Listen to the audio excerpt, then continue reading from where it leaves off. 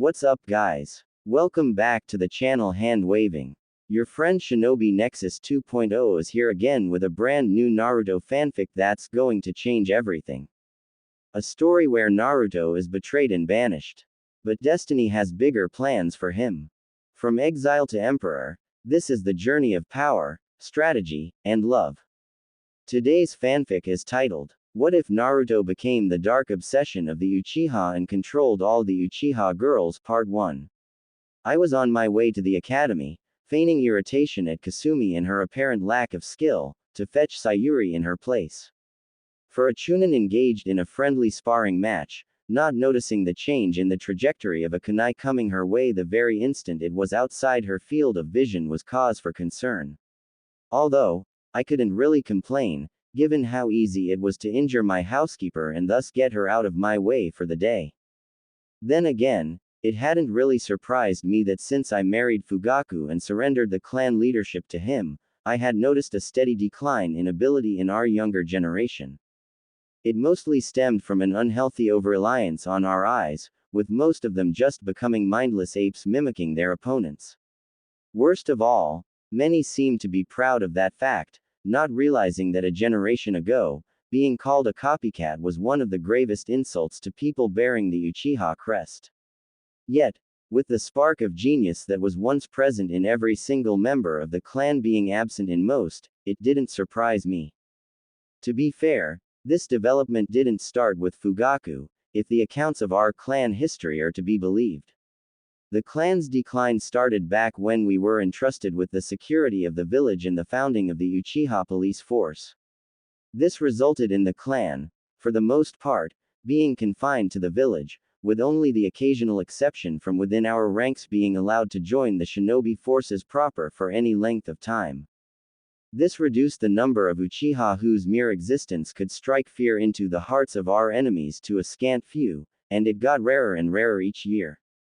Our clan, by now, was lazily resting upon the accomplishments of our forefathers. I was convinced that in a generation or two the Uchiha name would be said in the same breath as the Yamanaka or the Nara, the Uchiha falling beneath the recognition of even the four noble clans. The reverence of old would be a fading memory, with the tale of the great shinobi wearing the Uchiha crest believed to be an exaggeration. Despite not sharing the misgivings of Fugaku and the elders, it was apparent that the clan's confinement was a measure taken by the second Hokage to keep us close.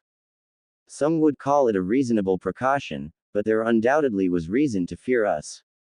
Madara made the fact of what one of us could accomplish should we put our minds to it more than evident. We are warriors first and foremost. Our place is on the battlefield, where we can feel at home amongst the carnage. Glorified guard dogs we are not. The Inuzuka would fit that bill better than we ever could. So it was no wonder that Madara, who spent every waking moment of his life on the battlefield, managed to get as strong as he did. Since Tobirama crossed blades with the Uchiha more than once, he must have been painfully aware of this fact. He knew better than to underestimate us, and by trying to keep us away from the fighting, he succeeded in stifling our growth, barring the rare exception. A sensible precaution, one it seemed he managed to instill in his successors before he got himself killed. As a result, even during times of war, the village leadership hardly called upon us to fight, and when they did, most of the time, it was because they had no other choice. It was a vastly different treatment than the Hyuga received, although they too had certain duties within the village. Perhaps Kushina was right when I had brought the matter up with her during our Chunin days that the unequal treatment was rooted in the fact they had chosen to safeguard their eyes while we hadn't. Unfortunately, her attempt to fix that went nowhere when I presented the seal she came up with to my father. Neither he nor the elders deemed it worth their time to fully hear me out, and they dismissed the whole concept out of hand, calling the Hyuga seal a flimsy excuse to justify slavery. Hypocrisy at its finest. What had made it worse was that by so doing, they had called into question Kushina's trustworthiness that the seal worked as described and had no hidden function. It didn't help that they had considered us the superior dojutsu-wielding clan of Konoha, which would have been enough on its own for them to reject the idea. Obviously, They couldn't have given the Hyuga the opportunity to lord something like copying them over us, ignoring the merits of my proposal entirely, despite our secret history of stealing eyes from one another in the pursuit of lasting power. Then again, the vehemence of their refusal had struck me as odd. A few years later, I had learned the real reason why they had refused. One of the duties of the clan head was harvesting and preserving the eyes of our dead, a secret I had never seen fit to inform Fugaku about, despite officially having handed over leadership of the clan to him. I had believed myself incapable of contending with the elders on a regular basis and had been sure that if they needled me enough, I wouldn't have been able to resist the temptation to rip their tongues out and put their heads on spikes. On second thought, the condescending looks I would have had to endure for being a woman ruling the clan, coupled with their constant offhand remarks wishing for my little brother to succeed me, would have ensured they wouldn't have survived the first month of my reign. Besides that, I could do well without the headache this would have created when their next of kin would have inevitably come complaining. Knowing that, by the time I was done expressing my displeasure, our clan probably wouldn't have counted more than 10 members. I have never been able to tolerate incompetence and stupidity around me for prolonged amounts of time, so not having to suffer through the elders' incessant nagging served me quite well. Although, I occasionally couldn't help wondering if the price I had paid for it had been worth it in the end.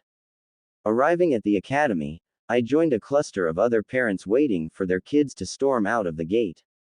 With nothing better to do, I allowed my eyes to wander. Besides, some parents or caretakers averted their gaze after seeing me. In some cases, they even went so far as unsubtly steering clear so as not to be seen associating with an Uchiha. I could understand the sentiment. Seeing your family being killed by what could only be described as a force of nature and then being unable to take their pound of flesh in retaliation was something many struggled with. Not knowing where to direct your righteous anger was even more so, and I would like nothing more than to give them a chance to sat their cravings for revenge. Unfortunately, in doing so, I would confirm what was currently considered nothing more than an unsubstantiated rumor, that the Uchiha clan was responsible for what happened. I highly doubted the general populace would care that cousin Obito had been reported dead years prior to that, nor that my investigation into the aftermath of the Kyuubi attack revealed that he hadn't had any contact with any of our kin living in the village. Still, I couldn't be sure he hadn't had anyone else backing him. Another Uchiha was unlikely, since there was only one other body that couldn't be recovered in the last 20 years. According to the reports, he had been killed by Onoki's dust release during the Second Shinobi World War. Given that Iwa hadn't flaunted an Uchiha clan of their own, I was inclined to believe the veracity of that report. No, the modification of his body pointed in an entirely different direction, and after I confirmed the validity of my theory, there would be a reckoning. It was only a matter of time. So when I had found Obito's dead body as I had been trying to reach Minato in order to help him, I had done what I had always been made to believe every reasonable member of a clan would have upon realizing that one of theirs had been responsible for destroying half the village. I had made the evidence disappear, thus marking the greatest regret of my life. If only I wouldn't have been required to follow what my father had ingrained into my head since I had been a child, and instead could have followed my heart. Then I could have been in time too. I stopped myself from going down that path again as I noticed an Anbu hiding on the roof of a house from where he was overlooking the crowd. He didn't bother hiding very well. Back in the day, Dragon would have had his hide for such a lack of skill. Luckily for him, it seemed I was the only one aware of his presence. Carefully maintained instincts put me on alert as I continued to scan my surroundings, searching for his teammates. It was rare for Anbu to operate alone, at least not for anything considered crucial. It was likewise rare for them to operate within the village bounds. I didn't have any time to wonder further what his presence was all about, as a horde of screaming children ran out of the building, searching for their parents. Sayuri had no trouble making me out amongst the people, the superior eyesight every Uchiha possessed even before the activation of the Sharingan showing its worth. She immediately hastened her pace and ran my way with a smile plastered on her face. Her face had more than just a passing resemblance to her father's, possessing the same eyes and cheekbones, but more importantly, she bought into the same Uchiha exceptionalism as her father, thinking herself to be better than everybody else. This sentiment had only been reinforced since her first day at the academy by becoming top of her class, to this day, a feat I wasn't entirely sure how she managed it. She was average at best, not even close to the skill her older sister called her own at half Sayuri's age. Surely nowhere near good enough to be labeled a genius, a term that had seen such excessive use it had seemingly lost all meaning. I couldn't recall a year in recent memory in which the top student in a class was called anything else. I missed the times when you actually had to back up such denominations since there was nothing more dangerous than a contorted perception of your own ability. She was already buying into it all, and short of receiving a wake-up call, it would only get her killed sooner rather than later. Sayuri came to a stop right in front of me, her grin widening. "Mom, what are you doing here?" she asked while searching the crowd. "Where is Kasumi?" She hurt herself while training. "Nothing serious," I informed her. "Oh," she momentarily deflated, only for her grin to return with a vengeance. "I like you better, anyway. You can come to get me from now on if you like," before mumbling under her breath before she clarified. "Well, on those days Izumi Oni-chan can't. If it were up to me, I wouldn't mind being here every day, just not for her sake." As it stood, I was already taking a risk by being here. Nonetheless, it was a chance I had to take. I couldn't remain oblivious about his well-being. I needed to know that he was taken care of. "Unfortunately, that will not be possible," I told her, my words wiping the smile from her face. Taking on the same bland expression her father constantly wore on his face, thus further highlighting the similarities between her and the semen donor responsible for her existence. To be honest, I had never come to like either of my so-called offspring for the simple reason that they were also fugakus. Sayuri, in particular, with her mediocre talent, looks, and entitlement that made her a younger female version of her father, had made that rather difficult. Not that I could say I hadn't tried. But it had become clear rather early on, that the children I had to bear him would never be mine in any way that counted. I had merely been supposed to be the breeding cattle providing an immaculate lineage. The children had always been supposed to be his and his alone, to mold them as he had seen fit, in accordance with our agreement. As a result, after realizing this, I had ceased all attempts to bond with them on more than a superficial level. I hadn't even nursed them to prevent myself from getting attached. It hadn't been easy to stay away in the case of my firstborn. She had been gifted and intelligent, but most importantly, her features hadn't had any clearly discernible resemblance to her father, having been being a perfect melding of mine and his. It made her look like just another cousin, unlike Sayuri. There were moments when it had been hard to resist the temptation to nurture her spark instead of seeing it slowly doused in the mold Fugaku tried to press her into. Seeing him gradually destroy one of the scant few in our clan who had actually possessed some talent had been difficult to bear. Naturally, she had easily exceeded her peers despite being under his tutelage, not that it had been challenging by any measure. She most likely would have managed it lobotomized and blinded. The problem was that by helping her, I would have had to renege on the agreement that had freed me from any kind of responsibility of leading a withering clan in exchange for 2 children and playing the perfect wife, his very own Yamato Nadeshiko. It had come to me easily enough. The role had not been very demanding, especially since I hadn't had to suffer his touch, not that I had believed myself to be capable of it. The very thought of it had turned my stomach. His daughters, whom had merely been the product of impregnating myself with the semen he had provided, had been cut from my body by myself 9 months later. After my first meeting with a prospective husband, I had known that none of them could ever hope to come close to anything resembling what I might have had with Kushina and Minato, the only family I ever had. Since then, I hadn't been given a choice other than to follow the suggestion forced upon me. Koto Amatsukami, the sole genjutsu I hadn't been able to overcome. I had chosen the lesser evil in Fugaku. He at least hadn't been twice my age and had been amicable to accept my deal if it brought him the clan leadership.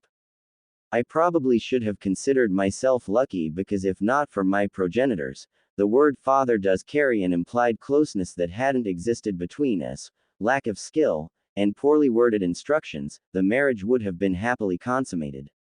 Any belief I might have held onto that this had been the result of a consideration on his part not to infringe on my mind, at least not any further than he absolutely had to, had been crushed just yesterday.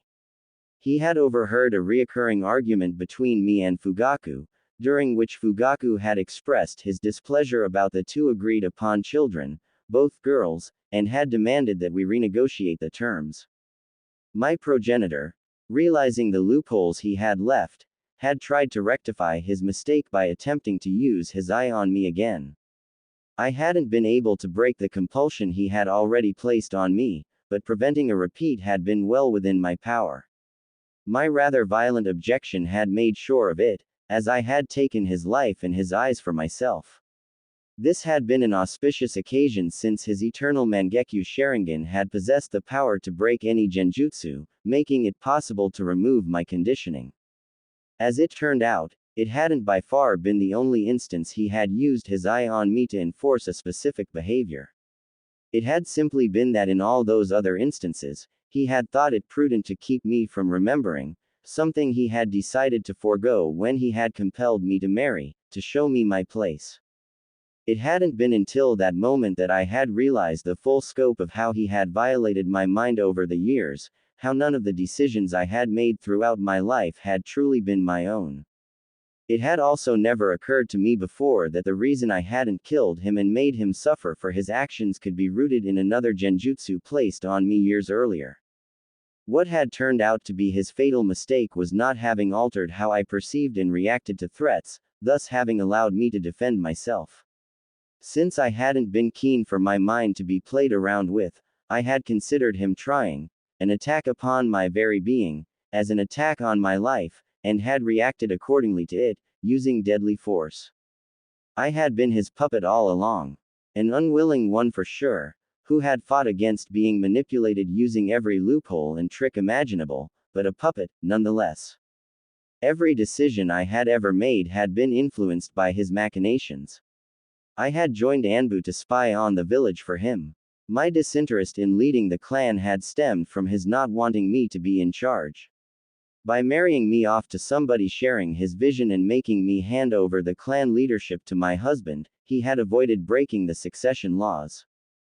Because without someone holding my strings, I had been bound to go against his vision of the Uchiha clan, eventually, something my proud entitled progenitor Kagami couldn't have allowed to happen, which was why my rebellious brother had never been deemed a suitable replacement for me either. Compared to what I had lost by being forced to marry Fugaku, the son he always wanted, this hadn't even registered. It had never been my hurt pride at coming in second place at winning Minato's affection, or jealousy, that had prevented me from sharing my life with the only two people I had ever truly loved, but another compulsion. The truly unforgivable act, however, had been forcing me to keep my status as Naruto's godmother a secret, and for allowing the village to take custody of him, the last living piece of Minato and Kushina left in the world. My progenitor had even seen fit, given my proclivity to find ways around his compulsion, to steer me clear of every location I could potentially run into him. He obviously hadn't wanted the village to see an Uchiha associating with the host of the Kyuubi, thus stoking the rumors. Sayuri, no longer disheartened by my words, took my hand in hers and tried to drag me away, a futile attempt. My feet would stay rooted in place until I accomplished what I came here to do as I continued to scan the crowd for a yellow mop of hair. I vividly remembered the single instance I had seen him from afar just moments after his birth and the death of his parents. Watching the third removing the newborn boy from the grasp of his dead parents had been the worst thing I had ever witnessed. The crushing guilt at arriving too late had been the worst feeling I had ever felt, and courtesy of the Sharingan was something I could never forget. The memory had burned itself into my mind to never fade away, and it had haunted my dreams ever since. Just as Sayuri got tired of pulling at my hand and opened her mouth to complain, I found what I was looking for. A patch of yellow blonde hair made its way through the crowd. I trained my eye on him and didn't waste a moment following him. Sayuri's mouth escaped a sudden yelp as I dragged her along. The people surrounding us only allowed me a few fleeting glances at him, for the most part blocking my view. "Where are we going, Mom? Our house is that way," Sayuri saw fit to mention. As he reached the edge of the area, the boy's way was obstructed by 3 boys standing in a loose circle next to the academy railings talking to each other. Without hesitating, he pushed through, grazing the shoulder of one of the boys, a mumbled, "Sorry," on his lips. The boys took a moment to look at each other, and the big-boned kid I pegged as an Akamichi asked, "Was that?" Only to receive 2 nods in response.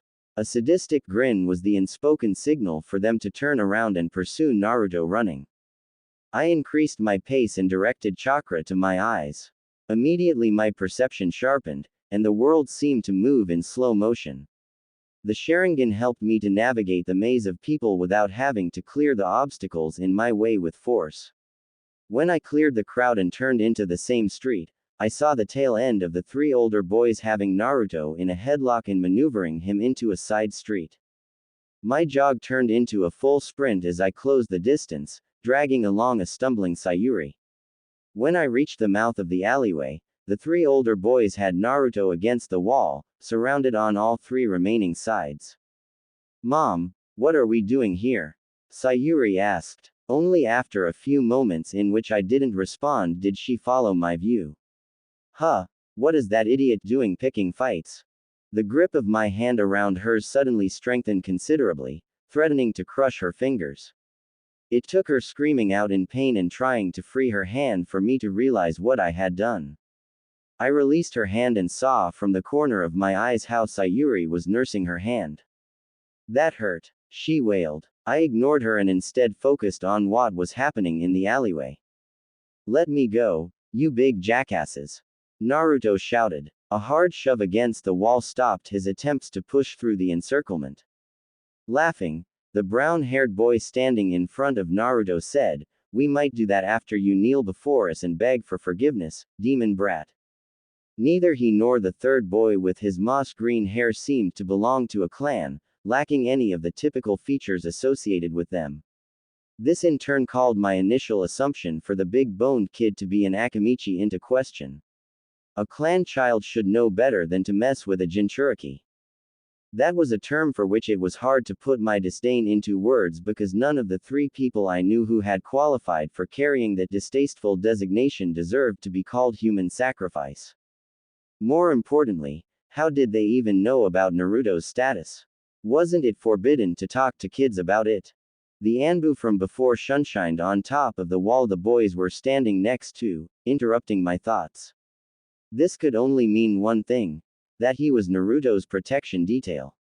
So far, I wasn't impressed with his performance. As pleased as I was at his presence for rendering my interference redundant should this get out of hand, it also complicated things. It prevented me from making contact with Naruto if I didn't want the Hokage and Danzo to know about it. Just being here might suffice for my name to appear in the mission report of that Anbu operative. Another foiled escape attempt from Naruto made them change their strategy.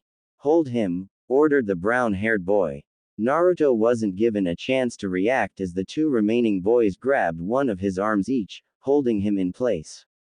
"I'm really gonna enjoy this," he proclaimed as he took a loose stance and punched Naruto in the stomach. The hit from the older boy, who was a full head bigger and at least 2 years older than Naruto, made him retch in pain. The only thing stopping him from crumbling into a ball on the floor were the hands holding him upright. I balled my hands into fists, and my head tilted upwards, glaring at the Anbu operative. Since he hadn't intervened yet, I wondered what it would take for him to do so. Meanwhile, the brown-haired boy threw his second punch, a well-placed right hook that made Naruto sputter blood on the big-boned kid's shirt. "Hey, careful," he protested at his friend, taking a step to the side. "My bad," The brown-haired kid apologized, scratching the back of his head. Just make sure it doesn't happen again. It's bad enough I have to touch him. Hearing this, I clenched my fist even harder, my nails painfully digging into the palm of my hands, and one thing became abundantly clear to me: my progenitor's death came far too swiftly and easily. He deserved to suffer for months on end. He should have died begging for his death. Nodding, the brown-haired boy returned to his stance and once more landed a devastating hit on Naruto's stomach that lifted him from the ground. Despite that, the Anbu continued to observe and didn't see fit to act at seeing his charge being pummeled. I, however, had seen more than enough, kicking up a thumbnail-sized stone at my feet straight up into the air. Waiting for the stone's descent, I kicked it again shortly before it could touch the ground, propelling it at Naruto's attackers. A dull sound resounded as the stone hit the moss-haired boy facing away from me in the back of his head. The force of the hit made him stumble forward, releasing the grip on Naruto's arm at the exact same time the brown-haired boy swung his fist for the fourth time. The sudden absence of a hand pulling Naruto right made him move left. Taking full advantage of this momentum and putting everything into his strike, Naruto smashed the big-boned boy's face. The boy's nose broke with a loud crunch. Dazed, he stumbled backward and fell over his own feet. At the exact same time, the brown-haired kid fist made contact with the wall at the very spot Naruto's head had been just a moment earlier. A painful yelp escaped him as he withdrew his hand and cradled it against his body. Naruto didn't waste any time and took advantage of the opening I had created and viciously attacked the sole remaining and still standing opponent. The Anbu operative's gaze, perched on the roof, fell on me. Falling right into my trap. The moment our eyes met, I put him into a genjutsu, rooting him in place. An instant later, my attention returned back to Naruto. His form was off as if he had never received formal training in the academy. His wide swings were something you would expect to see in a brawl between civilians, not a fight between academy students. Despite this apparent lack of skill, his punches were undoubtedly powerful, judging by the reaction whenever his fists made contact with his opponent's body. The brown-haired boy's one-handed attempts at protecting himself were awfully inadequate. Naruto's attacks were about to overwhelm his opponent any moment now. Unfortunately, it was time he didn't have, as the green-haired boy with the broken nose was moments away from rejoining the fight. "Sayuri, go help Naruto," I ordered, in an attempt to even the odds. Crossing her arms in front of her chest, she hissed, "Helping that idiot? Definitely not." I couldn't help but notice that this was twice now she had insulted Kushina's son, 2 times too many, and I would make her regret it. Sayuri's refusal wasted precious seconds, seconds that would have allowed her to arrive just in the nick of time to intercept Naruto's second adversary before he could rescue his brown-haired friend from the brink of defeat. A yell was all the warning Naruto got before the green-haired boy rejoined the fight by delivering a kidney shot from the side. The powerful punch made Naruto stumble against the wall, aborting his flurry of attacks. The newly opened up distance created a short lull in the fight that Naruto tried to use to recover, but he wasn't the only one taking a breather. The green-haired boy used the time to wipe the blood from his face that continued to run down his crooked nose. His brown-haired friend, worse for wear, raised himself up from his defensive shell to his full height. Touching his busted lip, he gave Naruto a hateful glare. What I found most curious was the labored breathing the brown-haired kid tried to get back under control, whereas Naruto's breathing was hardly accelerated even though he had exerted himself to a far greater degree. It was a testament to the famed endless Uzumaki stamina. With a nod shared between the two kids, they once more advanced on Naruto, trying to flank him. Naruto, who had leaned against the wall, pushed himself upright and put up his guard for round 2. In the meantime, I was torn between stopping the fight and allowing it to play out a bit further now that Naruto was in a position to defend himself against his attackers.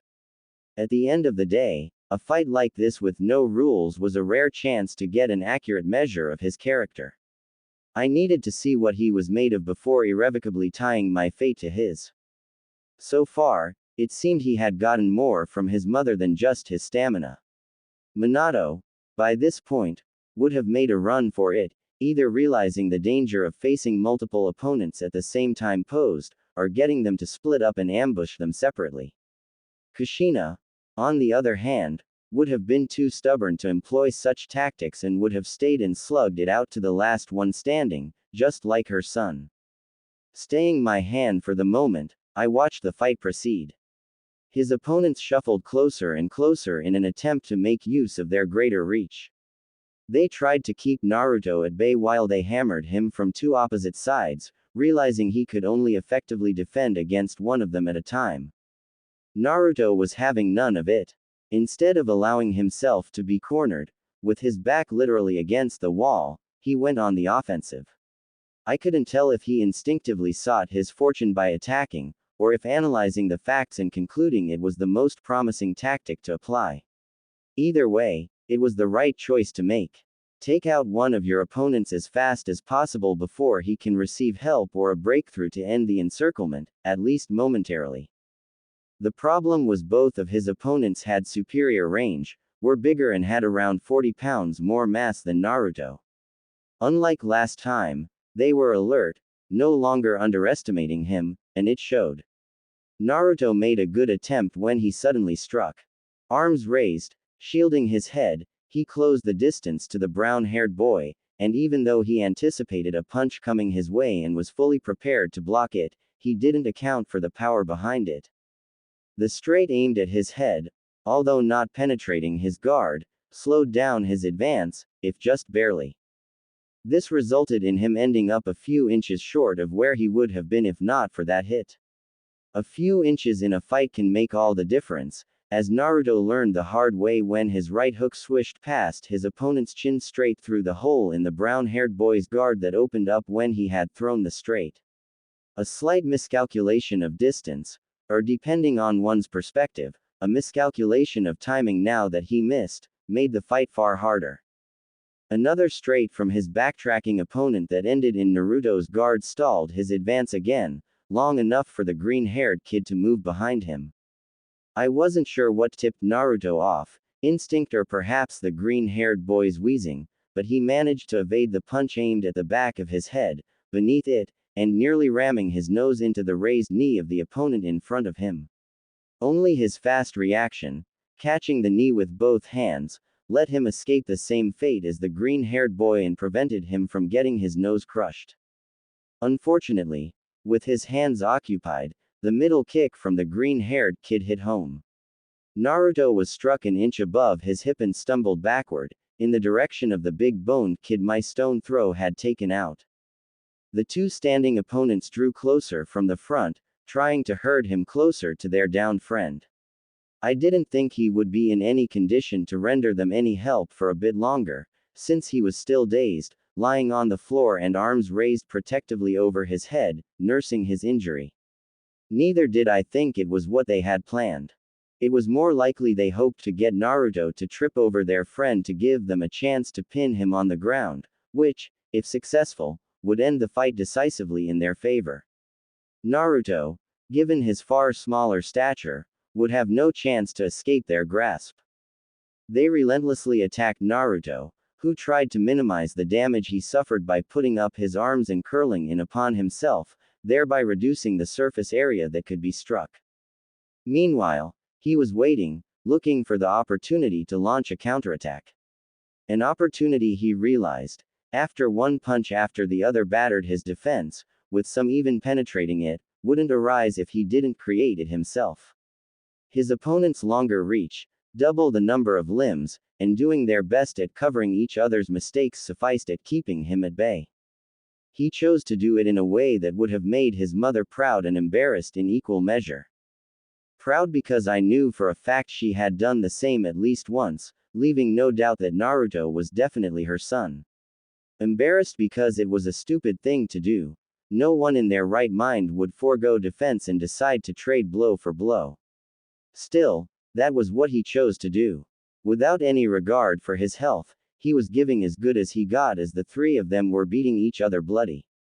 A punch followed by a punch, a kick by a kick, with the occasional counter mixed in.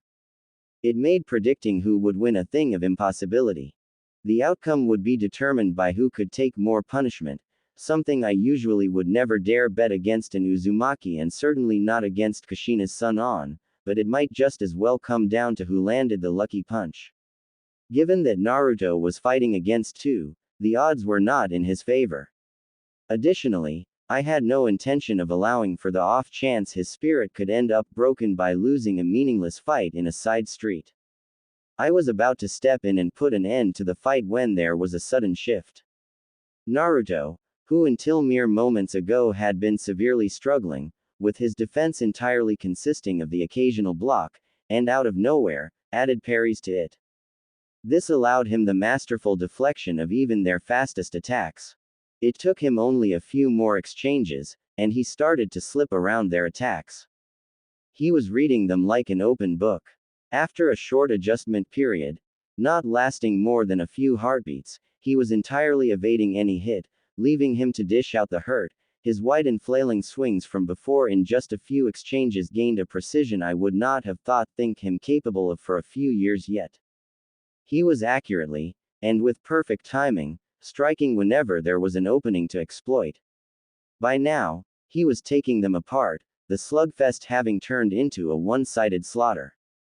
It nearly seemed as if, but that couldn't be, if only he wasn't fighting with his back to me so I could make sure. I was about to dismiss the thought as nothing more than mad ravings when he slipped under a punch, and by so doing, had to turn his head slightly when I caught a glance of something that should be outright impossible. How could he have a Sharingan, the ritual? It all suddenly occurred to me. Kushina's blasted adoption ritual had worked. Her harebrained idea of creating artificial Uzumaki by transferring genetic markers I helped her develop had actually worked. I had been convinced after we had tried to become real blood sisters and nearly died in the process that it had been a failure. Clearly, I had been mistaken. The boost in chakra capacity and the increased density I gained in the aftermath were decidedly not the results of my training efforts as I had initially believed, and Kushina had never mentioned anything because shortly after our folly, she had discovered she was with child. Suddenly it all made perfect sense. We used that ritual in April, and Naruto was born on October the 10th. By then, she must have already been pregnant. That was just like her. Only the scatterbrained Kushina could lose track of her cycle like that. Then the realization hit me. This meant nothing else than that Naruto wasn't just Minato and Kushina's child, he was mine as much as he was theirs. He was mine too, I couldn't help but grin. Convinced of Naruto's impending victory, my focus wavered, and I allowed myself to get distracted by my thoughts. As a result of that momentarily slip, I only registered the steps behind me as they came to a sudden stop. What the was as far as the shrill voice of a rotund woman managed to get when my eyes landed on her. She stilled instantly as I put her in a genjutsu and made her walk into the mouth of the alley to avoid attracting undue attention. When I turned back to the fight, I saw the tail end of how the big-boned kid smashed a brick from behind against the side of Naruto's head. A single moment of inattention threatened to destroy everything I thought I had just found. Despair clenched my heart. My eyes recorded every gruesome detail of how Naruto's eye socket was smashed in, with blood and chunks of his eye getting splattered onto the floor. Another memory, ripe to be added to my collection of the ever-increasing number of my failings, that would undoubtedly haunt me for the rest of my life.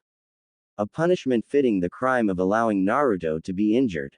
I pushed myself to go faster, faster than I ever moved, to reach Naruto, fully aware that despite all my powers, it just wasn't enough. I was once again too late to protect what was most dear to me.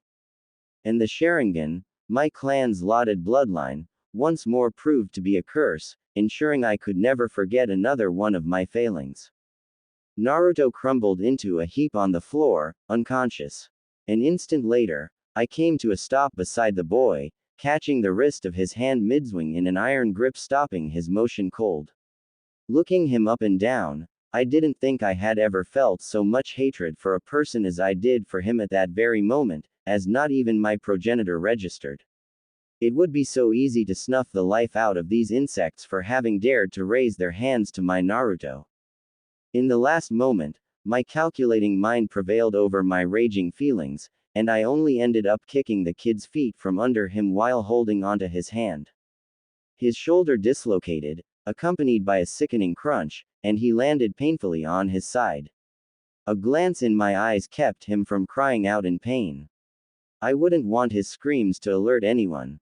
Naruto had two other adversaries attacking him from the front, which I had put under a paralyzing genjutsu on my approach, keeping them in place. I might have need of them, especially should I decide that further punishment was in order. This time I wouldn't allow my prey to escape me into the clutches of death, not before they made amends. I didn't waste another second on that human trash. Kneeling down next to Naruto, I carefully turned him onto his back and lowered his head to the floor, clinging to the hope that up close, the damage to his eye would be far less severe than it seemed. That hope evaporated into thin air when I finally saw his face. His eye socket was a bloody ruin, his eye destroyed beyond repair. Only a few tiny bits and pieces of it remained after it had popped. Desperate, and unwilling to accept this, I used the mystical palm technique trying to fix it, even though I knew it was futile. Jutsu in hand, in the middle of bringing it closer to his face, I halted mid-motion, unable to believe my eyes as right in front of me, his injuries began to rapidly heal. The chunks of flesh connecting to each other grew in size, and within moments his eye regenerated as if it had never been damaged. Wiping the blood from his face, I couldn't help but notice, seeing him up close for the first time, how much he looked like a perfect blend of Kushina and Minato. He had his father's yellow blonde hair combined with Kushina's round chin and cheekbones, and now it seemed he had my eyes. The raw power they had emitted was unlike anything I had ever felt before. To confirm my suspicion, I used a diagnostic jutsu and found myself surprised at how much even I had underestimated the density and sheer amount of chakra at his disposal. He easily outclassed anyone in the village, and the gulf would only grow wider as he grew older. In addition, I couldn't find a single scar or other lasting damage on his body, even though he was malnourished and seemed to lack some vitamins and minerals. I couldn't even imagine how powerful a shinobi he could become with the right tutelage. He was perfect. Our perfect little boy, Kushina and Minato, I thought to myself, with my lips curled upwards as I caressed his cheek. From now on, I would make it my life's mission to protect and care for him, as it always should have been. The beginnings of a plan formed in my mind. Sayuri's careful approach, eyeing the downed kids, reminded me that we weren't alone. My gaze flickered to the big-boned kid on the floor. It would have been easy to assign full responsibility for why my Naruto got hurt to him, but that would just be lying to myself when, in truth, I was to blame. It was my presumption that the big-boned kid lying on the floor was incapacitated which had led to this. He must have shaken off his daze when I wasn't looking, and, upon realizing there was still a fight going on, must have reached for the first thing in the immediate vicinity and found a loose brick.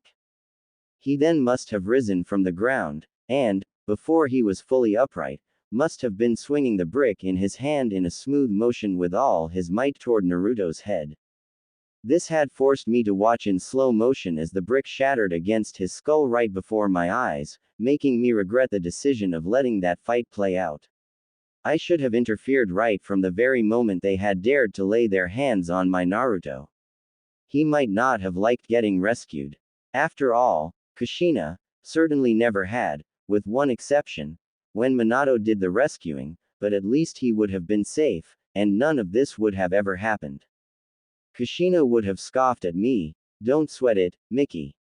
There was no lasting harm done, and you can't always protect him. What you can do is teach him to do it himself."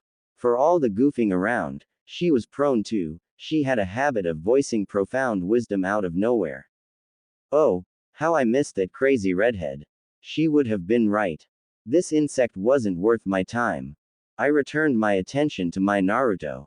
Making sure to numb his pain receptors, I took out a scroll and retrieved an alcohol-filled cylindrical bottle from within, and removed the cap. Stroking through his hair, I steeled my nerves for what I was about to do. No matter how much I would rather not hurt my baby, even if I knew it was only temporary, it had to be done. I needed to know, for his sake. Carefully lifting up the eyelids of his left eye with one hand, I worked my thumb, index, and middle fingers slowly under the eyelids until I could grab his eye. A small yank later removed it from its socket, and with a chakra scalpel, I severed the optical nerve. I waited, holding the eyeball in my hand until I saw him regenerate the eye I just took, and only then placed it in the bottle and proceeded to take his other one. A retching sound reminded me that I wasn't alone. A glance over my shoulder showed me how my daughter desperately tried to keep her breakfast down. Since I couldn't allow her to contaminate this site, I put her under a quick genjutsu, which had the added bonus that it also prevented her from voicing any questions. Not that it would make a difference even were I to answer them, since I fully intend to be the only one who remembered this incident had ever occurred. Closing the lid on the bottle, I sealed it back into the scroll. Cradling Naruto in my arms, I stood up and carefully positioned him against the wall. He would wake up any minute now. Concentrating more chakra into my eyes activated their advanced form. Seeking out the gaze of all 5 other people present one after the other, I went to work and modified their memories, or in Sayuri's case erased the knowledge of ever being here. Except for Sayuri, they would remember Naruto kicking the 3 kids' asses, and since I made sure he would be the first to wake, they wouldn't doubt it. Waking, lying in their own blood with their prey-turned-predator nowhere in sight, I made sure the woman, who turned out to be the big-boned kid's mother, the family relation undeniable, wouldn't take too kindly to her child beating on someone younger, a mild lingering suggestion that the Hokage wouldn't like it if someone hurt the QB brat doing the trick. The Anbu was the only one for which I took my sweet time sifting through his memories. They were a treasure trove of information, although most of it was not really useful to me other than learning that Anbu were used with increasing frequency to watch the Uchiha compound and to shadow its members when outside. The only conclusion to be drawn from this was that we were under surveillance. Since I doubted he would risk alienating a founding clan over rumors, he must have had some credible intel to motivate this course of action. I suspected someone inside the clan was willingly or unwillingly feeding the village information. Pondering that for a moment made my oldest offspring and my little brother the most likely candidates. They were amongst the small number with the necessary skill, had ties outside the clan, and given they both were Anbu enjoyed the trust of our village leader. I had known Fugaku would be an obstacle to my plans, but I had assumed for entirely different reasons, and this certainly complicated things. If I wanted to preserve the clan as a tool, dedicating it to one goal and one goal only, safeguarding Naruto, then taking drastic measures was inevitable. The infestation that had brought the clan low need to be cut out, root and stem, to allow for a new beginning. Only this time, I would personally make sure it was done properly. Sayuri, come here. It is time to go home, I informed her, putting out my hand for her to grab it. There are some important errands I have to run.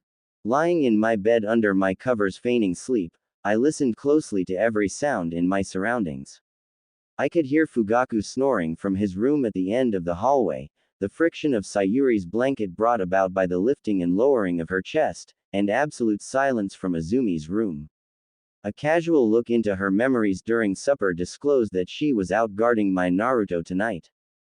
She would have been the only person in the house I would have had to take extra precautions not to wake. Unlike Fugaku, she was taking missions outside the village. Her senses and instincts had been honed by regular brushes with death. Outside the house was a different matter. From the memories of my Naruto's Anbu detail, I knew they were watching our clan compound. It had been rumored among those of us who regularly wandered into the village proper that the number of Anbu operatives around our compound had seen a notable uptick in recent months, a rumor I knew to be true since my run-in yesterday. This was odd for a variety of reasons, the most important being that they weren't supposed to be policing the inside of the village. Their stated purpose was to guard vital infrastructure, the Hokage, and the village against outside threats. Since they had apparently been tasked with watching us, it indicated that the village leadership no longer trusted us. This fact, at least according to Fugaku's memories, was responsible for swaying most of the undecided and reluctant to see things his and my progenitor's way. It was getting harder to deny the reality that the noose around our necks was getting tighter every day and that this was no longer about someone's pride being hurt, or the villagers not showing the clan the respect and deference it was due according to them, but about survival. At this point, helped along by the village's actions, their coup was the inevitable consequence. For all I cared, they could go and kill one another until there was no one left. Regrettably, however, the clan still had some uses for my Naruto and me. And in order to submit them to their rightful purpose, I needed a few things from the Uzumaki compound. Since I couldn't afford to be seen going anywhere near it, I had to make certain my absence wouldn't be noticed. To that effect, the ability I had gained from Obito's Mangekyu Sharingan proved to be useful. Unlike Minato's Hiraishin no Jutsu, which connects the ceiling array on his body to one of his markers like a door he can step through, Kamui puts a room between those 2 points.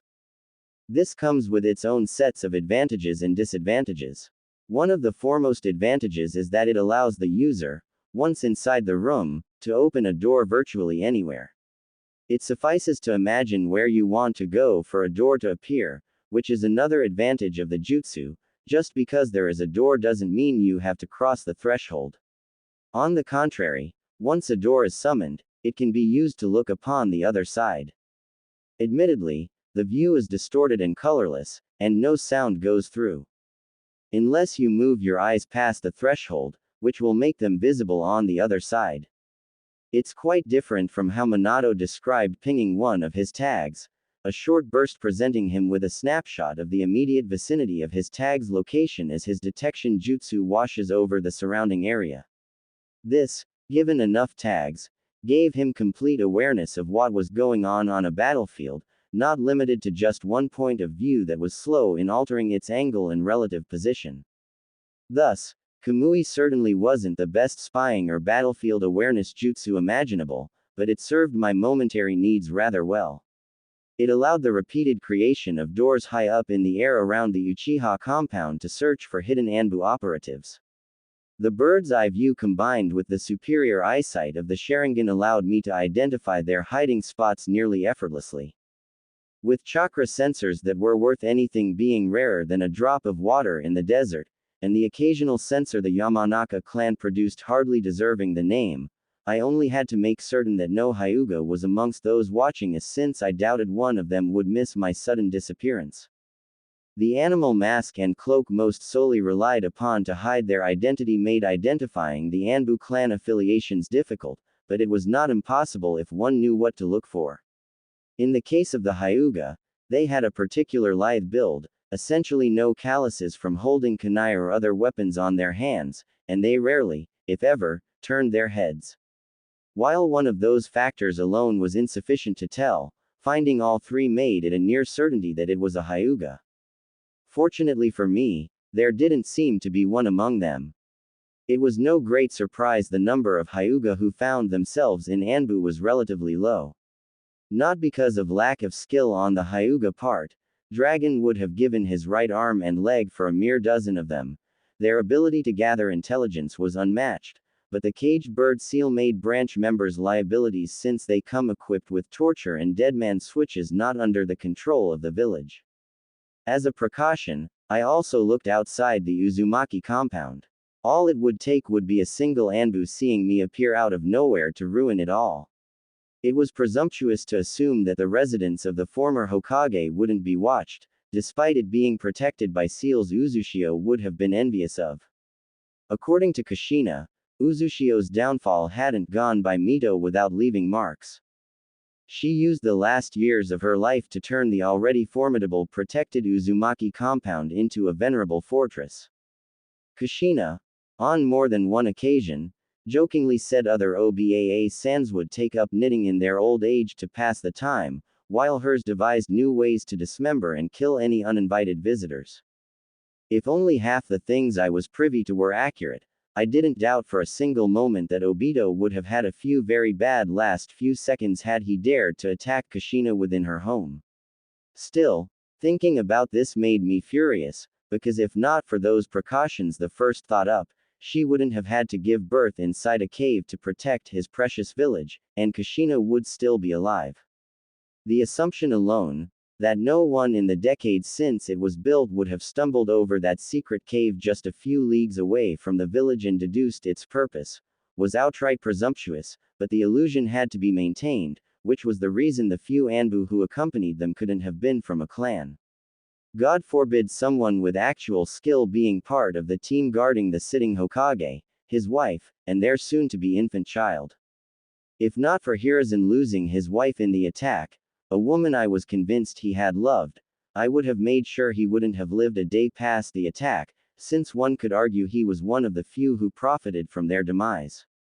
Still, no matter how hard I tried, I could never shake the suspicion that there was more at play here than even Obito's part suggested.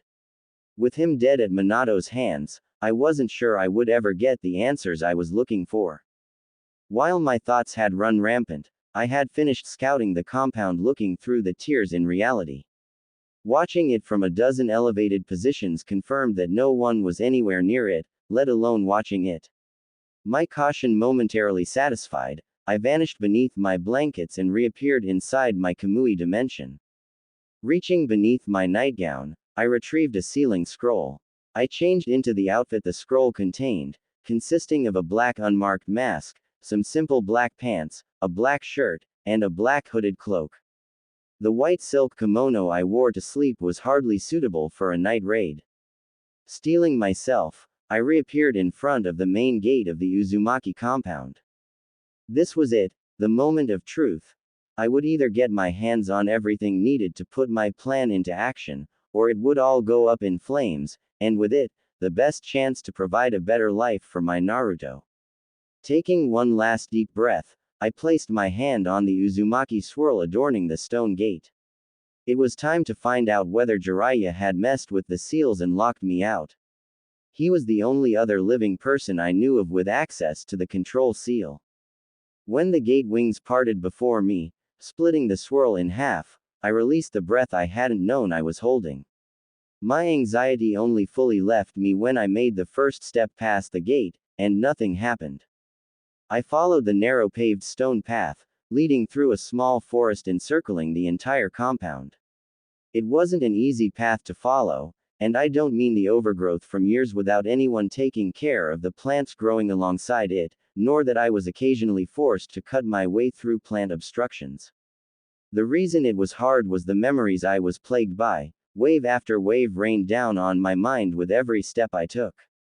I had walked down this path countless times, whether it was with Kushina, Minato, or both by my side, talking, joking, or just teasing one another, and sometimes, when I was visiting them, I walked it alone. Never once had it seemed so lonely, nor had my heart constricted in such sorrow that only grew worse the closer I got to their home the way it did now. Halfway there, it hurt worse than when I had watched them die. Deep down, a part of me must have been unable to accept the reality and still held on to the hope they were alive and well, living happily with Naruto right behind the next hill. Somehow we had just drifted apart, and one day in the future, we would just run into one another, and everything would go back to how it was. The only thing keeping that illusion alive was the uncertainty of what awaited me in their home. My body was fighting me every step of the way, not allowing my conscious mind to shatter what my unconscious mind desperately clung onto. I stopped, hand placed on the trunk of a tree for support as I was warring with myself. My breathing was fast and shallow, and my emotional pain suddenly turned physical. Clenching my breath, desperately trying to get my accelerated heart rate under control, I slumped against the tree. Looking up at the star-spangled night sky, I finally realized that something wasn't right. It was as if a powerful compulsion prevented me from taking another step in the direction of their home. My eyes advanced to their eternal Mangekyo state and shattered the last vestiges of my progenitor's genjutsu using his eye ability. My heart rate began to normalize immediately, and the world felt as if a haze I hadn't noticed was even there had been cast aside. Koto Amatsukami, it had to be. My progenitor must have planted another suggestion deep within me, not connected to all the other commands he had given me. That's why it hadn't already broken and only weakened when I had gotten rid of the others. This one forced me to stay away from the Uzumaki compound, the only place he wouldn't have been able to reach me. It became clear, even though I hadn't been allowed near Naruto, why, in all those years, I had never sought solace in their home, why I had never visited to wallow in reminiscences, and why I had never bothered to come here to take a keepsake to remember them by. Insidious is the only term fitting to describe Koto Amatsukami. Allowing the mind of the affected to justify their actions deserves nothing less. However, now I knew what I was looking for. Sifting through own memories, I began to question every decision I had ever made, looking for anything I had done that seemed out of place. It was only when I was completely convinced that this time it really had been the last genjutsu compelling me and that I had fully regained my free will did I stand up and resumed my travel. Emerging from the forest, I came to a stop on the small hill overlooking the enormous building complex in the middle of the clearing. It was a sobering sight to see the once beautiful and well cared for garden from my memories covered in weeds.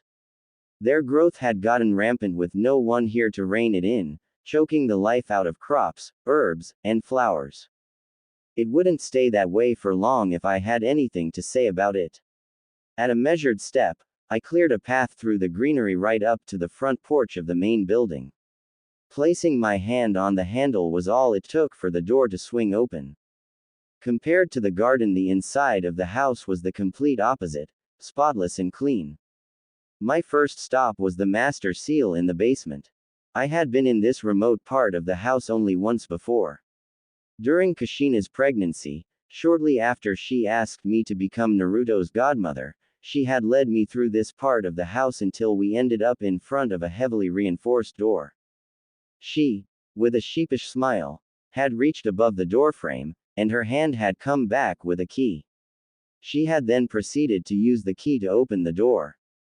Standing before the very same door, I, too, reached above the doorframe and swept for the key I hoped was still there, since getting access to what was behind that door was instrumental to my plans. When my fingers curled around what I was looking for, it took a load off my mind. The key was warm to my touch, a step below being unpleasant, and vibrated in my hand, making its displeasure at being wielded by a non-Uzumaki known.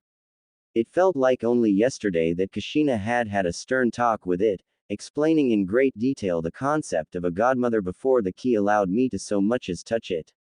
It helped to put into perspective why the whole world considered all Uzumaki to be nuts. Talking to a key, you couldn't make that up. As I placed my hand on the wall, the lights adorning it flared to life, illuminating the spiraling staircase leading deeper into the basement, leading into a small antechamber containing only a single monstrous door on the opposite side of the stairs. Time had done nothing to lessen the impression I got from the door since the first and only time I had visited. The intricate seal carvings adorning it still gave me that ominous feeling that a single wrong step could be my last. Looking down at the key in my hands, I couldn't help myself and addressed it. I'm aware you don't like me, but I need to get into the vault. It's important to protect Naruto, Kushina-chan's son. I couldn't be sure if it would do me any good in dissuading the key from having me killed, but it at least calmed my nerves. I got my answer when the key's temperature sank. Not wasting any more time, I put the key into the door and with bated breath, waited for the heavy double doors to swing open and give way to the extensive library full of scrolls hidden behind them. Although not nearly as extensive as the Uchiha library full of jutsu we stole with a glance since the conception of our clan, it was still an impressive collection of knowledge encompassing every field of jutsu imaginable, the sole exception being the Fuinjutsu section. I doubted there existed a more comprehensive collection in all of the elemental nations short of the lost Uzumaki library on Uzushio. Fuinjutsu was a shinobi art that wasn't really practiced inside the Uchiha clan since it was the one art in which our eyes didn't grant us a noteworthy advantage over others. While it was helpful to be able to commit a once-seen unencrypted seal memory with perfect clarity, it did little to help one's understanding of it. It only allowed us to recreate an assortment of specific tools, akin to a blacksmith who could only make standard kunai, unable to do anything else, even just changing the blade length or the handle being far outside our capabilities unless we put in the same hard work to study and practice any non-Uchiha would have to. That was what distinguished a true master of this art from the rest: the ability to create seals tailor-made to any given situation, an arduous and long path most haven't had the patience to follow. This was especially true for members of my clan, since there were numerous far easier paths, helped by their eyes, open to them. A path I, regretfully, had barely set foot on, despite both Kushina and Minato having walked it. Nevertheless, it was still a treasure trove of knowledge, albeit not the reason for today's visit. I would have to spend more time here in the near future than I would prefer when it came time for me to enter and catalog the Uchiha library I intended to take with me into it. Without pausing, I removed the key and attached it to the delicate metal necklace around my neck as I stepped through the door leading to the master seal. It was one of 4 doors, the other 3 leading to an armory, a forge, and a training room, respectively. It was a bland room beside some carvings on the walls, ceiling, and floor, all leading into a hip-high pedestal in the middle of the room. Hovering a few inches above the pedestal was a whitish-blue glowing orb roughly 1 foot in diameter. I placed my hands on the orb, just as Kushina had shown me. Immediately, the glow of the orb intensified, and the inside began to change. The chaotic milky swirling pattern slowed down, and the white hue separated into an assortment of different colors. At first, they took the shape of letters, then words that combined into whole sentences. With a mere thought, I selected the guest book and had a look at the last visitors and the dates of their visit. To my great relief, no one had seen fit to enter the compound after the QB attack, so I didn't have to fear any surprises, nor having to track down something that had been stolen. After another thought, I found myself staring at the compound's access list. My name was listed under Administrator, which I had assumed would be the case. The death of Kushina and Minato had promoted my prior status, and just as I suspected, I wasn't the only one whose status had been bumped. Jiraiya's name was right next to mine. With what I had planned, the last thing I wanted to deal with was him having access to this house. Nothing good would come of his meddling, not that he had any right to, after abandoning my Naruto. Without hesitating for a second, I stripped him, the only living person beside me who was allowed to enter the premises without prior permission, of all rights. I was about to remove my hands, having achieved what I came here for, when I noticed that the sealing array was months away from failing because it was running low on chakra. It had never crossed my mind that this could happen. I had never used any seals with an effect that had to be constantly maintained, like barriers. Since there was a chance that someone attempting to breach the compound could deplete the remaining chakra even faster, I had no other choice. I needed to replenish them as far as possible. Relying on them while they might be compromised would be a grave mistake. Taking a deep breath, I reluctantly started the process. Instantly, there was a heavy drain as my chakra was siphoned away in large gulps. It took the globe a few scant seconds to nearly empty my reserves and leave me panting on my knees.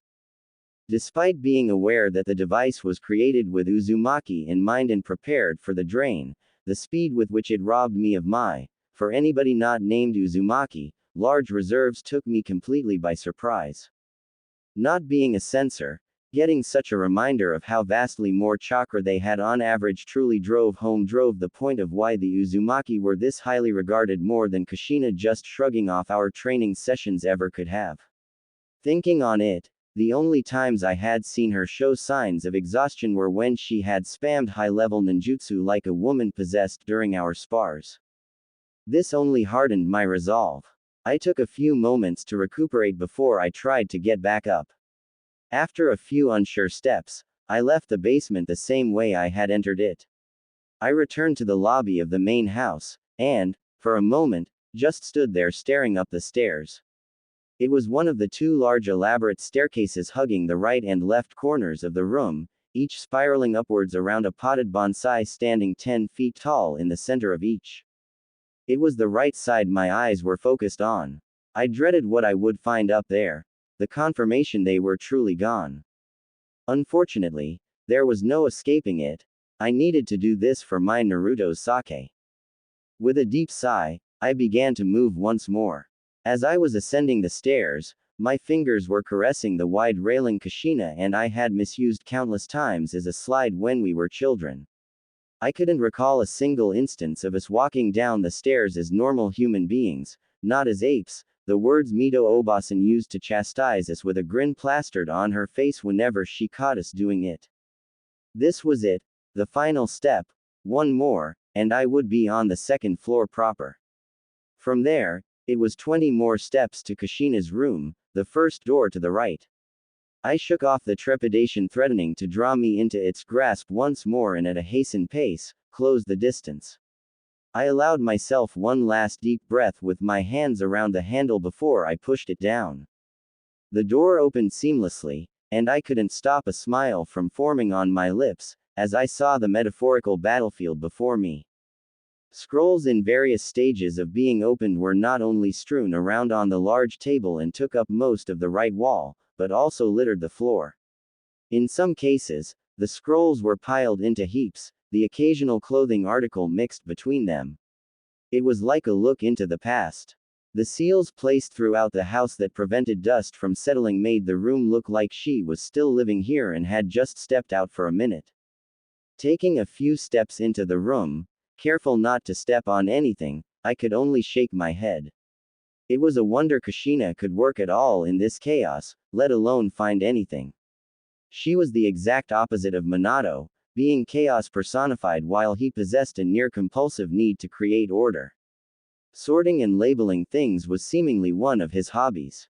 It was no wonder they had separate studies, they wouldn't have lasted a week without killing each other. Apparently, opposites do seem to attract, as they say. Now it was only a matter of finding what I was looking for. I had originally assumed a few hours would provide me with plenty of time to achieve all my goals in coming here. As my eyes roamed the room, I began to doubt that assessment. Well, there was no helping it, and with that thought in mind, I went to work. I started in the corner. I remembered Kushina hurling things at me whenever her frustration got the better of her. The scroll containing the seal intended to safeguard the Sharingan was no exception when I had told her about my progenitor's decision to refuse to use the seal, rendering all her hard work in coming up with it in the first place for naught as a result. Offering to pay her out of my own pocket for the time she had invested had done nothing to improve her mood. On the contrary, it had caused the opposite effect, and instead of placating her as intended, I had drawn her ire. It was one of the few truly heated arguments we'd had with each other. As Kushina had been affronted, I would think she would take money in exchange for a favor rendered to a friend. That was by that point one of the increasingly rarer instances in which she had proven her nickname had been a well-deserved one. Age, or the relationship with Minato, had surely been responsible for mellowing her out. Then again, when it came to Kushina, no matter how hard I tried, I couldn't picture age slowing her down. With what we had nearly ended up doing while in the middle of the argument, she had suddenly decided to turn the battle of words into a battle of strength and had tackled me onto her bed. It definitely had to be the with Minato. Nothing else made any sense when it came to her. I could still recall the feeling of her lips on mine, the hunger as she nearly devoured me whole. Fondly basking in that memory, I caught myself as my fingers absent-mindedly traced my lips. Giving in to a sudden urge, I walked over to her bed in the corner of the room and picked up her pillow. Just holding it in my hands allowed me to smell Kushina's scent, still clinging to it after all these years. Bringing it closer to my face, taking a whiff nearly overwhelmed me with all the memories it triggered. I had to fight the temptation to just lie down in her bed, wrap myself in her blanket, close my eyes, and let myself fall. Ignoring the time constraints I was operating under and the reason I was here in the first place, I couldn't bring myself to do it. This might very well be the only place that kept Kushina's fragrance alive, and the thought of denying Naruto the chance to get to know his mother's scent by lying in her bed because of my selfish desires made me feel sick. I placed the pillow back onto the bed and then returned to my work, making sure to not disturb this temple any more than absolutely necessary. I was carefully looking at scrolls for half an hour, and during that time, I came across the craziest ideas and was already reconciling with the fact the seal was no longer here and that I might have to look elsewhere. When I lifted another scroll from the pile and pried it open, I remembered some of the diagrams. This was the scroll. Placing it onto an unoccupied corner of the table, I released a seal. A device about the length of a kunai of cylindrical shape with a handle piece appeared. Kushina had designed it. In essence, a seal stamp, allowing one of two possible registered users to apply what she called a micro seal directly to someone's eyeball. Once the seal was applied, should the eye leave the eye socket or the person the eye belonged to died, the seal would activate and destroy the eye.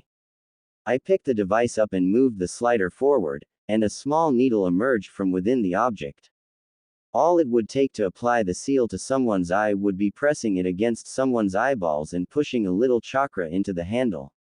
Creating a seal no bigger than a dot, it was so small it was barely visible. Moreover, if placed on the eye while the pupil was looking upwards and pulling the eyelid aside, it could be completely hidden, making a distinction between an eyeball with the seal and one without impossible short of a close-up inspection. No one else would ever know it was even there to begin with, meaning that, unlike the Hyuga cursed seal broadcasting for the whole world to see that stealing their eyes was for naught, I had to tell people of its existence to dissuade them from even trying. This was half the reason for such seals to exist in the first place. It wouldn't do my clansmen any good if their eyes were destroyed after they were stolen, even though the faces the thieves would have made realizing they had been outsmarted might be worth it. Since this wasn't the only way for someone to get their hands on the Sharingan, I released another two instruments from the scroll. This time they looked more like actual stamps, one for each gender, able to suspend their ability to produce offspring outside the barrier they were keyed to. The original idea was to key it into the detection barrier surrounding Konoha, thereby preventing conception outside of Konoha's walls. This was a measure that would have served the needs of the Uchiha clan just fine. Kushina even had enough foresight to realize that keying such a seal into a stationary barrier could become an issue, and therefore she had included contingencies. After all, something as simple as a major overhaul of the detection barrier, or it stopped working properly, a far too likely prospect without an Uzumaki present to maintain it, or some other reason why the Uchiha would no longer live inside it would essentially render everyone with the seal effectively sterile. The instruments themselves could be keyed to selected users, those being the only ones able to apply and remove these seals. The original idea was to link them to the clan head, and the heir or heiress. They were designed in such a fashion that other users could be added only with the consent of one of the keyed-in users. As a precaution, there could only be two registered users of these tools at any given time, and keying in a new user also removed the previous user not assisting in the process from being able to use the tool. The seals themselves, Kushina swore it, were impossible to remove without using these tools. The encryption was unbreakable, randomized, and used the user's chakra to create a different key for every seal applied with the keys being stored within the tools. It was a nice concept, and I could easily substitute the barrier surrounding Konoha with the one surrounding the Uzumaki compound for my needs.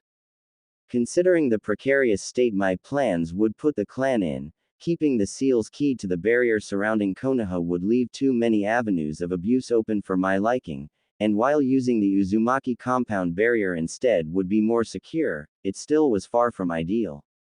So what I was really after was the original seal Kushina had based it on, which she called a relic of patriarchal society. Originally the seal was intended to ensure that no line theft could be committed, which was achieved by preventing any female marked with the seal from becoming pregnant by anyone except the man whose blood was applied to the tool prior to crafting the seal. I knew she had sealed it into the same scroll, the height of what her twisted sense of order would allow her to do. As luck had it, she hadn't rearranged it after she tossed the scroll away, and another cylindrical tool appeared after some twiddling with the scroll. This was it. None of these seals had the additional functions the Hyuga caged bird seal possessed. To be fair, it had never been intended to be used the way it still was to this very day. Kushina, at first, had been very reluctant to even entertain my request to create a seal to safeguard our eyes. It had taken some prodding, but eventually, she had told me why.